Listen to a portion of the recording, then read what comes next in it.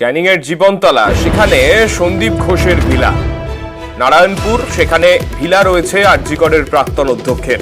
তালাবন্ধ অবস্থাতেই পড়ে রয়েছে সন্দীপ ঘোষ এবং সঙ্গীতা ঘোষের ভিলা।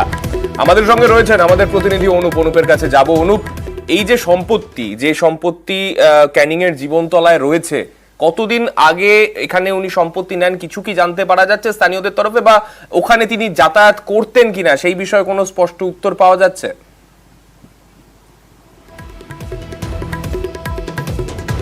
হ্যাঁ দেখো সান্নি, এখানে যেসব মানুষজন রয়েছেন বা এখানে যে গেটম্যান রয়েছেন তাকে জিজ্ঞাসা করা হলে তিনি জানিয়েছেন বেশ কয়েক বছর আগেই কিন্তু তিনি এই যে জীবনতলা থানার নারায়ণপুর গ্রামে কিন্তু তিনি একটি ভিলা তৈরি করেছেন, যে ভিলাটির নাম হচ্ছে সন্দীপ ভিলা। আরজিকর হাসপাতালের প্রাক্তন চিকিৎসক, তিনি ইতিমধ্যে যে ভিলাটি রয়েছে সেই ভিলাতে প্রায় এই যে আরজিকরের ঘটনার প্রায় মাস দেড়েক আগেই কিন্তু এই ভিলাতে এসেছিলেন এবং তার পরিবারের লোকজনদের নিয়ে এসেছিলেন বলে এমনই দাবি করছেন এইখানে যিনি গেটম্যান ছিলেন তিনি। এবং এই ভিলাটি প্রায় 2 বিঘা জমির উপরেই বেশ কয়েক বছর আগেই কিন্তু তিনি এখানে এই ভিলাটি তৈরি করেন এবং সেই ভিলায় প্রায়ই তিনি এবং তার পরিবারের লোকজন কিন্তু আসতেন।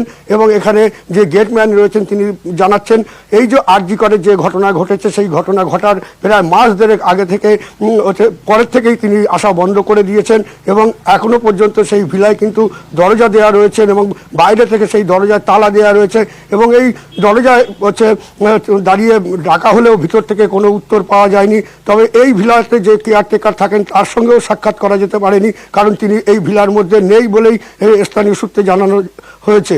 এবং এখানকার যে মানুষজন রয়েছেন তারা কিন্তু দাবি করছেন যে তিনি এখানে আসতেন, প্রায়ই আসতেন এবং এখানে আসতেন এবং তিনি ভালো মানুষ এবং তাদের সঙ্গে কথাবার্তাও বলতো এবং মানুষের পরিষেবা দিত। কারোর কোনো অসুস্থ হলেও তাদের কিন্তু চিকিৎসার ব্যবস্থাও পর্যন্ত তিনি করে দিতেন, এমনই কিন্তু এলাকার মানুষজন জানিয়েছেন। সান্নি, ধন্যবাদ।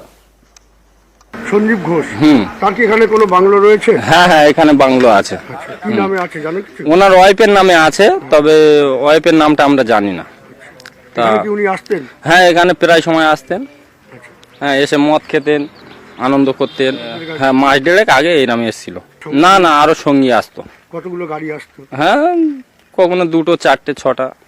দিনের বেলায় আসতো না দিনের বেলায় আসতো, রাতেও আসতো, ঠিক নেই। আরজিকরের সুপার এই বিল্ডিংটা নিয়েছে যে কোম্পানি থেকে নিয়েছিল, তিনিও কিছুটা করে দিয়েছিল আর বাদ বাকি উনি ফিনিশিং করে এখানে যাতায়াত করতো। এইটুকুই আমরা দেখতাম আর কি। লাস্ট এই গন্ডগোল যেখান থেকে এটা হয়েছে তার আগে এসেছিল, তারপরে থেকে আর আসা যাওয়া করে না।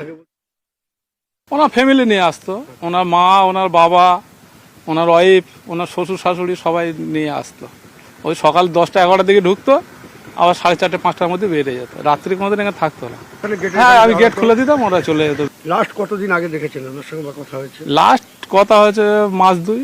এবং উনি ভালো লোক। উনি যখনই এখানে আসতো, আমাদের এখানে যদি কোনো অসুস্থ গরিব মানুষ পেশেন্ট আর টাকার জন্য চিকিৎসা করাতে হতো, এখান থেকে আমাদের প্রধান পাইটে দিত, উনি চিকিৎসা করে দিত বিনা পয়সা।